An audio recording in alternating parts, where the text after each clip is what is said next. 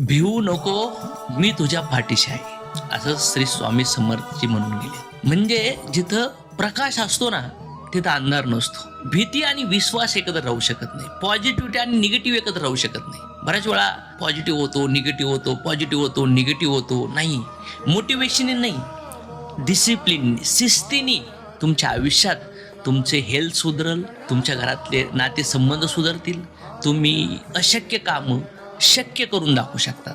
कारण की स्वामीच म्हणतात, अशक्य काम मी शक्य करून दाखवू शकतो. तू माझ्यावर भरोसा ठेव, माझ्यावर विश्वास ठेव. हे देवत्व, हे आत्मा, हे परमात्मा बाहेर नाही आहे, तुमच्याच आतमध्ये त्या क्वालिटी आहेत. ज्याची तुमच्याकडे प्रेम आहे, करुणा आहे, दया आहे, सॅक्रिफाईस आहे.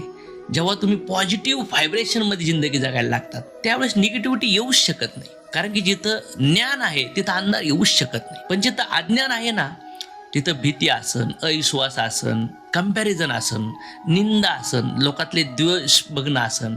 कारण की या जगामध्ये कोणीच परफेक्ट नाही आहे. ह्या जगामध्ये आत्तापर्यंत सुख आणि दुःख दोन्ही पण तुम्हाला भेटलं. आज पण सुख दुःख भेटते, उद्या पण भेटणार आहे. जसे ऋतू बदलतात, उन्हाळा पावसाळा हिवाळा कसा सहन करतात, तसं तुमच्या आयुष्यात येणारे सुख दुःख तुम्हाला समभावाने भोगावं लागतील. कारण की मन समुद्रासारखं आहे आणि विचार लाटासारखे आहेत आणि त्या लाटाचं आयुष्य फार नसतं.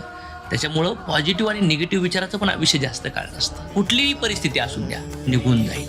म्हणून मला असं वाटतं की श्री स्वामी समर्थ म्हणतात, भिवू नको, मी तुझ्या पाठीशी आहे.